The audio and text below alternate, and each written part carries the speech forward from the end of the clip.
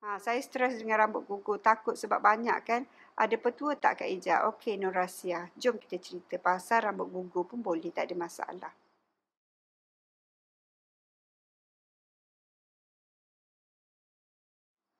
Hai, Assalamualaikum. Selamat pagi semua. Apa khabar pagi ni adik-adik Kak Ija? Dah bangun ke? Dah siap-siap ke? Terutama mereka-mereka yang tengah berpantang, tengah buat apa tu, waktu-waktu bertungku ni, dah boleh start nak makan pagi kan, dah boleh start minum pagi, minum pagi. Minum pagi ni dia kena berat sikit sebab kita tidur malam kan. Apa khabar semua? Minta tolong share-share, minta tolong like-like. Minta tolong hai-hai Kak Ija sebelum kita mulakan borak-borak pagi dengan Kak Ija hari ni. Hari ni nak cerita pasal apa? Kan hari ni kita nak bercerita pasal apa? Kak Ija nak cerita pasal perkara simple saja dalam rumah tangga, iaitu macam mana kita nak berkomunikasi dengan anak kita daripada baby. Macam mana kita nak ajar dia daripada baby. Kan? Ni orang tua-tua yang ajar Kak Ija, jadi Kak Ija pun nak ajarlah dekat korang sebab maklumlah akak kau ni pun dah tua. Macam mana kita nak berkomunikasi dengan baby ni, macam mana kita nak bagi dia orang maknanya dia dengar cakap kita nanti. Macam tu lah lebih kurang. Orang tua-tua punya petua. Selamat pagi Leni, Carmila. Salam positif. Memang tunggu-tunggu borak pagi dengan Kak Ija.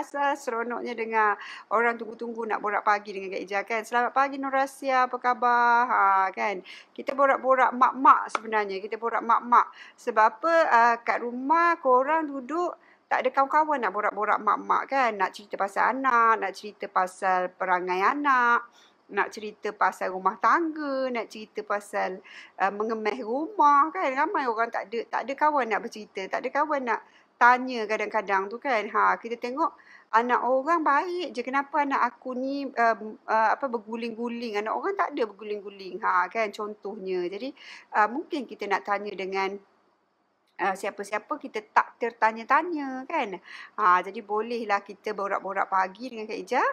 Sambil-sambil tu kalau ada apa-apa kemusykilan, mungkin kalau pasal penjagaan anak-anak ke, kalau pasal penjagaan diri ke, yang mana Kak Ija tahu, kita boleh share-share. Kan nak kongsi-kongsikan, berborak-borak bagi diri kita motivasi pagi-pagi. Sebagai seorang perempuan ni kita tak boleh leka, kita tak boleh biar diri kita ni tak ada apa-apa. Kita tak boleh biar diri kita ni macam tak ada buat apa-apa, kita tak ada macam lost. Tak boleh biarkan diri kita lost. Kita kena ada satu matlamat. Hari ni apakah matlamat anda adik-adik? Apakah matlamat ibu-ibu yang tengok Kak Ija pagi ni? Apakah matlamat korang hari ni? Apakah apa yang korang rasa korang nak improve pada diri korang hari ni? Tak semestinya korang kena ada improvement yang besar. Contohnya hari ni aku nak pakai lipstick sikit lah. Itu pun dah satu improvement kan. Selalunya pucat je laki aku tengok. Suami aku tengok hari-hari pucat. Hari ni nak bagi suami nampak cantik sikit, nak taruh lipstick, bagi merah sikit bibir. Kan. Nak nampak lebih energetik, lebih bertenaga. Itu pun dah satu improvement sebenarnya bagi kita wanita-wanita yang ada dekat rumah. Okay, bagi mereka-mereka yang dah start bekerja, Kak Ija nak minta tolong hati-hati waktu bekerja kan. Sebab zaman Kak Ija rasa sila jarakkan kedudukan korang dengan orang lain. Jangan bersentuhan, pakailah mask kan, jaga keselamatan diri dan anak-anak.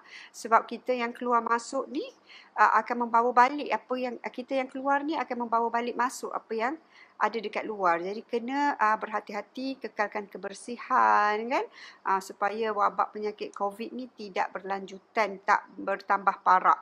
Okey, almaklumlah hari ni dikatakan dah boleh start bekerja kan. Kak Ija pun risau juga sebab berkemungkinan peningkatan jangkitan tu berlaku kan. Jadi saya stres dengan rambut gugur, takut sebab banyak kan.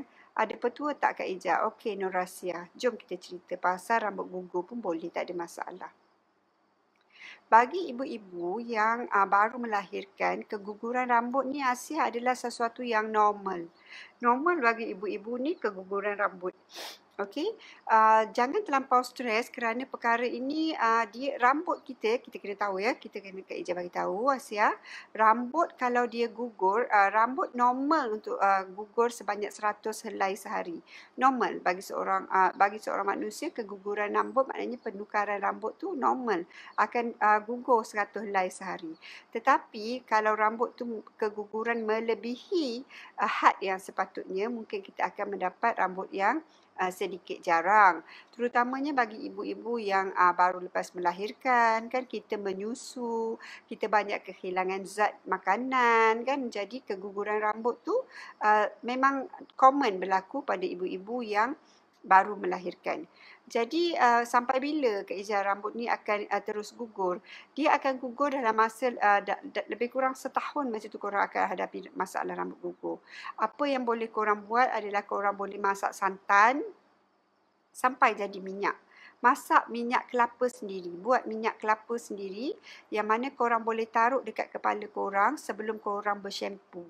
Okey, taruh minyak kelapa ni dari contohnya aku nak shampoo rambut pukul 3 petang ni, pukul 1 tu korang dah taruh lah minyak kelapa dekat rambut korang ni dan buat urutan sedikit untuk merangsang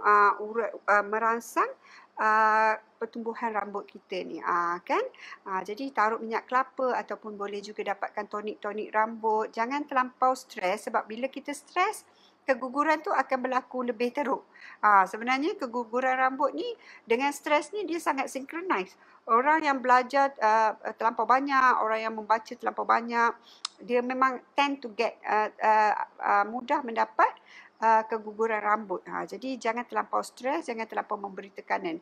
Masa Kak Ija sakit dulu, Kak Ija ada acute leukemia, Kak Ija punya rambut pun sangat-sangat gugur sampai dia bertumpuk-tumpuk botak dia. Botak dia bertumpuk-tumpuk. Okey, dan bila kita tanya dekat doktor pun, doktor kata mungkin disebabkan kita punya pengaliran darah tu tak bagus, tak cukup kan, jadi dia punya pertumbuhan tu terganggu. Jadi jangan stres-stres sebab kalau kita lagi stres, lagi cepat gugur rambut kita. Okey, jadi hari ni nak cerita pasal apa, macam mana kita nak bercakap dengan baby kita yang baru lahir tu, macam mana kita nak bercakap dengan dia, kena ke kita cakap bahasa baby, macam mana kita nak make sure anak kita tu nanti bila dia membesar, dia ikut. Semalam dah suruh plan kan? Semalam Kak Ija dah suruh plan apa kita nak buat dengan baby kita, apa yang kita nak ajar baby kita kan. Jadi hari ni Kak Ija nak bagi tips yang sangat-sangat mudah, tips yang sangat-sangat simple untuk ibu-ibu bercakap dengan anak-anaknya. Okey, sangat-sangat simple. Ni ada berapa tua daripada nenek Kak Ija. Kak Ija tanya dengan nenek Kak Ija sebab apa? Arwah nenek Kak Ija ni dia ada 16 orang anak dan Kak Ija tengok anak-anak dia ni sangat-sangat rapat antara satu sama lain. Jadi sangat-sangat rapat, sangat-sangat dengar cakap dia kan. Jadi tak ada banyak masalah Kak Ija tengok anak-anak nenek Kak Ija yang 16 orang ni. Jadi Kak Ija tanya, "Nenek cakap apa dengan anak-anak nenek? Nenek ajar macam mana?" Okey, dia cakap Kak Ija satu perkara. Okey, jadi kredit ni untuk arwah nenek Kak Ija, semoga semoga rohnya ditempatkan di kalangan orang-orang yang beriman. Okey, dia ajarkan Kak Ija, sebelum kita tidurkan anak, waktu anak tu dah tidur-tidur ayam, masa kita tidurkan anak, kalau orang zaman dulu dia suka bercakap, berstorytelling kan, kita boleh berstorytelling, berbincang, bercakap, bercerita dengan anak-anak tu kan. Jadi waktu tu bila kita tengok anak kita dah mula tidur, baru separas sedar tu kan, sedang diulit, baru nak diulit mimpi tu, kita usaplah kepala dia kan, kalau boleh kita selawat dan kita boleh bacalah Al-Mu'minun ke kan, untuk untuk perangai dia lebih baik. Kemudian kita boleh bercakap dengan roh dia. Okey, ni yang nenek Kak Ija ajar lah ya. Sebab Kak Ija tanya dia, macam mana Kak Ija, macam mana ni anak rapat, macam mana pun dia orang stick together kan. Kita nak tanya macam mana. Nenek Kak Ija cakap je lah dengan anak kau, tapi cakap masa dia tidur-tidur ayam tu. Dia dengar kau cakap tapi dia tak boleh nak bangun. Macam tu, waktu-waktu macam tu. Kalau anak degil, anak tak nak dengar cakap, korang cubalah buat perkara ni. Sebab Kak Ija pun dulu Kak Ija selalu juga buat. Kalau anak kecil-kecil tu korang buat. Cakap dengan dia, suruh jadi anak yang soleh. Kalau abang ni jadi abang tahu nanti jaga adik-adik dengan baik. Kalau dia selalu tantrum contohnya, adik tak suka mengamuk tahu, adik jangan mengamuk, adik kena sabar contohnya, kena cakap perkara-perkara yang baik, apa yang kita harapkan kepada anak kita tu masa dia separa-separa sedar tu. Bukan kata daripada dia baby tu kita tak boleh cakap, boleh. Dari sama juga dengan baby dalam perut, kita boleh bagi dia, kita boleh berkomunikasi dengan dia. Begitu juga dengan baby kita yang dah lahir, boleh start berkomunikasi dengan baby bila dia separa-separa sedar tu, usaplah kepala anak, cium anak. Cium anak ni adalah satu kemestian bagi ibu-ibu.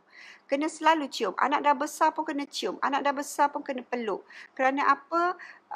Kerana ini akan mengeratkan hubungan. Kak Ija tengok ramai kawan-kawan Kak Ija yang nak peluk mak dia pun dia segan. Nak peluk nak peluk ayah dia pun dia takut. Sedangkan ini kalau daripada segi hubungannya, kalau kita sebagai seorang anak, kalau kita dibiasakan dengan memeluk ibu dengan ayah, kita akan lebih rapat.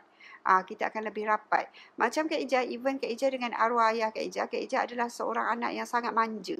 Maknanya kalau contohnya kalau dia duduk tu, Kak Ija memang boleh, walaupun Kak Ija dah tua, dah 40 tahun, Kak Ija masih lagi boleh berbaring dekat dia punya peha. Itu sangat-sangat boleh mengeratkan hubungan kita dan sangat-sangat boleh bagi kita dan ayah kita rasa selesa. Bukan selesa untuk bercakap sahaja, maknanya nak cakap apa-apa pun selesa. Dengan adik-beradik pun kita boleh buat perkara yang sama. Maknanya kita build satu relationship yang kita boleh bercakap secara terbuka. Jadi bila kita ajak anak-anak kita macam ni, kita nak anak-anak kita tu nanti bila dia ada adik-beradik, dia boleh bersuara secara terbuka. Maknanya kalau aku cakap, kau tak berasa hati. Kalau kau cakap, aku tak berasa hati. Kalau marah, marah dekat situ. Tak ada nanti kita tak tegur adik-beradik kita, anak-anak kita tak bertegur siapa adik-beradik dalam tempoh masa yang panjang.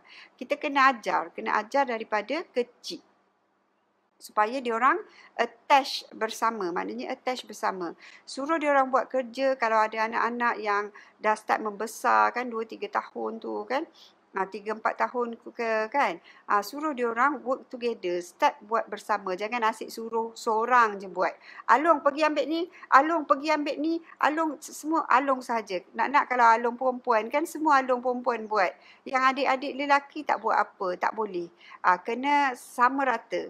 Kena suruh buat bersama-sama supaya diorang boleh ada hubungan yang lebih akrab. Jadi diorang boleh minta tolong antara sama sendiri. Supaya kita doakan supaya cara diorang ni akan berkekalan sampai diorang besar. Itu yang Kak Ija nak sebenarnya. Kak Ija, kalau Kak Ija lah sebagai personally, Kak Ija memang suka kalau anak-anak Kak Ija attach. Kak Ija pun suka kalau anak-anak Kak Ija ada dengan Kak Ija. Sebab apa? Kak Ija rasa semua pemak macam tu sebab kita rasa lebih selamat kan. Kita nanti pun akan mati. Jadi yang tinggal anak-anak kita dan kita takut kalau diorang tak ada satu sama lain, diorang tak ada siapa-siapa. Betul kan? Jadi inilah persediaan awal yang kita kena ajar anak kita supaya kebergantungan mereka tu sesama sendiri tu kuat. Kuat supaya diorang sesama adik-beradik tu kuat hubungan diorang. Jadi selalu bercakap dengan roh anak-anak kita bila dia tidur-tidur ayam tu, itu adalah minda separa sedar ni adalah minda yang paling cepat capture. Paling cepat capture. Ini adalah kajian moden ya, kajian moden mengatakan minda separa sedar ni adalah minda yang paling cepat kita capture. Sebab tu kalau tengok orang-orang Yahudi ke kan, hai, Salwa pergi kerja sambil-sambil dengar Kak Ija live. Kan, alhamdulillah, selamat bertugas, jaga diri elok-elok Salwa. Kan, minda separa sedar ni sangat-sangat cepat capture. Jadi waktu itulah kita nak gunakan keadaan ini daripada scientific explanation yang maknanya dia orang buat kajian mengatakan bila kita minda separa sedar ni memang kita cepat tangkap, kita cepat ingat. Waktu itulah kita nak guna waktu tu untuk kita cakap dekat anak kita apa kita nak pada dia. Okey, contohnya hari ni dia buat silap. Lain kali jangan buat silap macam ni. Ibu sayang, Alung. Kita cakap kasih sayang kita dan kita cakap harapan kita pada dia orang. Cakap dengan anak. Walaupun anak tu kecil, walaupun baby, dia tak faham lagi apa yang dia buat, kita cakap. Walaupun baby, whilst baby pun cakap. Jadi anak yang soleh, nanti besar belajar rajin-rajin. It's okay. Walaupun dia tak faham lagi, tapi dia boleh dengar apa yang cakap dan dia boleh simpan dalam dia punya otak. Okey? Ni yang Kak Ija nak ajar kat korang. Perkara pertama, semalam kita dah buat list apa yang kita nak, macam mana anak kita nak jadi anak soleh. Nak suruh jangan tinggal solat. Nak suruh baik adik-beradik. Nak suruh jaga family. Ni adalah benda-benda yang selalu normal kita nak pada anak-anak kita. So, bercakap dengan diorang bila diorang dah nak tidur, dah tidur tu, pergi usap. Jangan lupa, amalkan. Kita sebagai ibu, kita kena ada masa untuk anak kita. Jangan kata kita mengemas rumah, kita siapkan kain baju diorang. Itu adalah daripada segi fizikal diorang kan, daripada segi inner diorang tu sangat-sangat penting. Peluk dan ciumlah anak hari-hari, kerap-kerap. Panggil diorang cium. Along, mai sini cium ibu satu.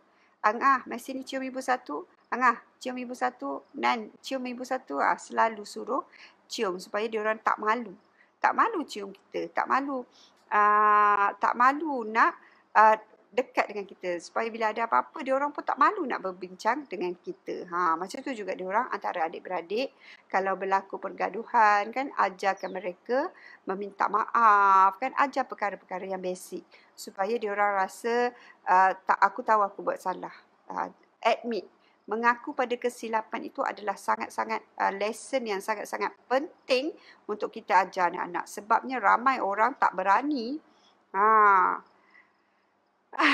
Orang tua-tua dulu kata, kalau anak tidur mata terbuka sikit tu, dia degil, Salwa. Dia degil, nakal, terkejar budak ni, nakal-nakal. Betul, dia sayang ibu dia. Semua anak insya-Allah akan sayang ibu dia kalau ibu dia betul-betul cara kita ajar dia kasih sayang. Ajar kasih sayang daripada baby kecil-kecil lagi tu. Macam tu. Tapi selalunya anak yang tidur mata terbuka sikit ni dia nakal sikit. Dia banyak akal. Macam tu tau. Dia banyak akal, dia cheeky. Okey. Jadi itulah perkongsian Kak Ija hari ni. Kak Ija nak ajar korang, semalam kita dah buat list. Hari ni kita nak cakap dengan anak kita apa yang kita expect daripada dia. Okey, kita tak semestinya kita expect yang tinggi-tinggi. Mungkin kita expect perkara-perkara yang basic. Contohnya solat, jangan tinggal kan. Kita expect dia jadi anak yang soleh. Jangan nakal-nakal, terlebih nakal kan. Nak kalau kita macam Kak Ija anak lelaki ramai kan. Memang kita expect dia orang jangan pergi main.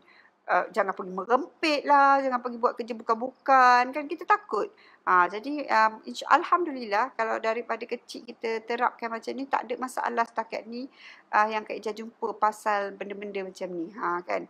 Even Alhamdulillah dah tua-tua tu pun merokok pun tak berani. Sebab apa? Mungkin sebab kita dah cakap. Walaupun ayah dia merokok, kita dah cakap kat dia. Nanti korang jangan merokok.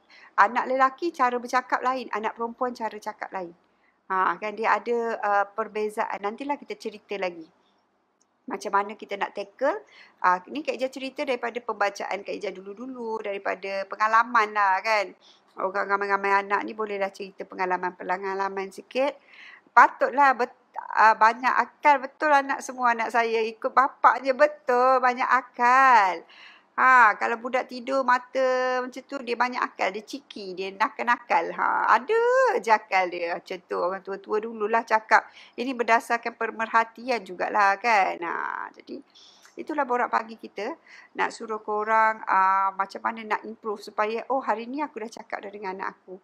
Hari ni aku dah bagi tahu. Contohnya kalau kita duduk-duduk kan, kita boleh cerita. Selalu bercerita dengan anak. Cerita pasal kita. Bagi tahu dia pasal kalau kita susah, bagi tahu anak kita susah. Kalau kata kita senang, bagi tahu kita senang. Jangan kita kata kalau senang, kita cerita pasal orang-orang yang susah juga. Okey, supaya dia tahu yang kehidupan tu ada susah dan senang. Kan? Supaya dia tak terkejut dengan kehidupan dia nanti. Kalau kita ajarkan dia senang, kita tak ajarkan dia susah, Nanti tiba-tiba bila dia susah, dia terkejut, dia tak boleh handle. Banyak orang yang macam tu. Kan, terlampau ajar si kakak start dia bangun, tak kira waktu tidur siang ke malam mesti bagi salam. Hai panggil sayang-sayang, kiss-kiss. Sekarang dia buat ke adik dia. Kan? Betul, macam tu kita nak Azwani. Ajar kakak dia, ajar love. Love ni sangat besar tau. Rangkuman dia sangat-sangat besar. Itu yang Kak Ijah sangat-sangat suka kalau korang boleh ajarkan love pada anak-anak korang. Jangan senyap, jangan duduk main handphone, anak main seorang. Kak Ijah tak suka tengok macam tu. Cuba komunikasi tu lebih dengan anak-anak. Ni kita lebih pada handphone sekarang ni. Kak Ijah tengok ramai mak-mak lebih pada handphone. Biar je anak-anak. Kalau makan tu, mak pegang handphone, bapak pegang handphone, anak seorang je kan. Kesian tengok kan. Cuba berkomunikasi. Even Kak Ijah pun kalau tengok anak-anak pegang handphone dekat meja makan, Kak Ijah marah. Kan budak-budak sekarang handphone saja. Jadi Kak Ijah pun marah. Simpan. Kak Ijah seorang yang sangat garang juga sebenarnya. Memang Kak Ijah akan suruh simpan kalau Kak Ijah nampak pegang handphone dekat meja makan. Sebab time tu adalah time bersama. Kan, selalu asyik tengok handphone, asyik tengok komputer je kan. Time bersama tu kurang. Kena ajak lebih waktu bersama. Betul dah tu. Ajar si kakak start bila dia bangun, tak kira waktu tidur, siang ke malam, mesti bagi salam, hai, panggil sayang, kiss. Sekarang dia buat kat adik dia. Kan seronok kan kita tengok. Mesti ada ikatan yang sangat akrab antara dia dengan adik dia. Sebab kakak dengan adik. Kak Ijah suka macam tu. Sebab Kak Ijah tahu bila ramai kawan-kawan Kak Ijah yang tengok cara family, contohnya cara orang kan, family orang ada yang sangat jauh dengan adik-beradik ya. Nak bercakap dengan adik-beradik pun segan, nak tegur adik-beradik pun segan kan. Kadang-kadang bila Kak Ijah bawa balik dulu-dululah, kawan-kawan bawa balik ke rumah, dia orang tengok kita orang punya way environment keluarga tu, dia orang kata senang ya kau dengan adik engkau ke dengan abang kau ke kalau nak cakap marah-marah je. Sebab apa? Kita dah tahu hati tu macam masing-masing. Kita dah praktis. Mak kita dah ajar. Kalau marah-marah je. Tapi dekat situ sahaja. Jangan ajar dia berdendam. Contohnya dia ada sifat dengki. Biasa. Contohnya anak-anak ada sifat dengki. Kena tegur. Kena cakap. Nanti malam-malam cakap dengan dia. Jangan dengki-dengki. Tak baik. Sebelum dia tidur tu kalau boleh cerita. Nak cerita kisah orang dengki tau. Kita cerita. Buat je lah cerita tapi kisah orang dengki dan ada akibat buruk. Supaya dia tahu, aku tak boleh berdengki. Macam tu. Kak Ijah selalu buat macam itulah.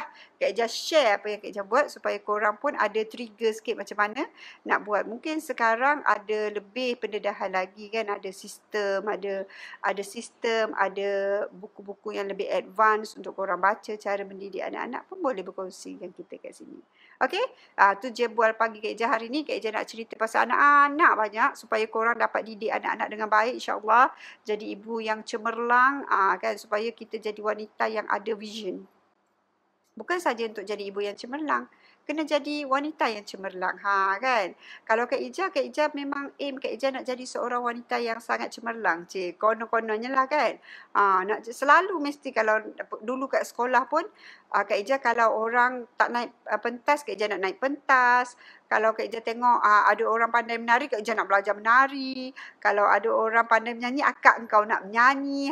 Jadi akak suka kalau Kak Ijah cerita apa yang Kak Ijah suka buat supaya kalau korang rasa bersesuaian boleh ambil lah macam tu kan. Even kalau mak Kak Ijah dulu, dia nampak ada apa-apa pertandingan, dia memang akan masuk nama kita walaupun kita tak nak. Kan dia akan masuk. Apa yang dia tengok bakat tu dia masuk. Nanti kita cerita lagi. Okey, hari ni make sure malam nanti adakan masa untuk berborak dengan anak. Okey, cerita dengan diorang apa masalah diorang, dengar diorang punya cerita. Kan seronok tau. Kalau nanti anak korang dah pandai bercakap kan, sebelum tidur tu kita ajak diorang berborak. Kak Ijah dulu selalu Kak Ijah pasang double decker kan bilik. Ada 4 katil banyak lah. Kak Ijah kadang-kadang Kak Ijah baring dekat bawah tu, Kak Ijah suruh dengar dia orang bercerita sesama dia orang. Kadang-kadang sampai nak terkencing dengan dia orang punya cerita sebelum tidur tu. Nanti korang cubalah buat supaya hubungan tu jadi lebih akrab. Kan, jadi bila adik-beradik tu tambah akrab dia orang. Okay, tambah keakraban dia orang. Plan macam mana nak bagi. Kalau tengok dia orang jauh, cepat-cepat rapatkan. Kalau tengok dia orang jauh, cepat-cepat rapatkan. Kalau selalu bergaduh, cepat-cepat solvekan. Okey? Jadi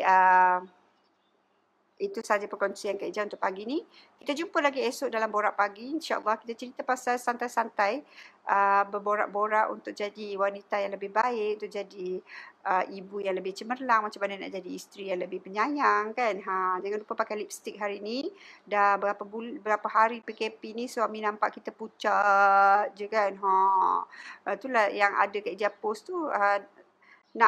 Rindu nak makan rindu Cik Mek Molek, rindu Putri Menda. Lepas tu bini dia kata tak payah nak rindu-rindu, makan je badak berendam yang ada kat dapur ni kan. Jadi bercantik-cantik untuk suami supaya hubungan tu semakin bagus. Sebenarnya orang lelaki ni mata dia memang suka pandang benda yang cantik-cantik. Walaupun kita nampak beza sikit, insyaAllah dia nampak. Okay? Sekian dulu untuk hari ni. Kita jumpa lagi besok pagi. Bye-bye. Selamat berpuasa dan selamat berpantang. I love you.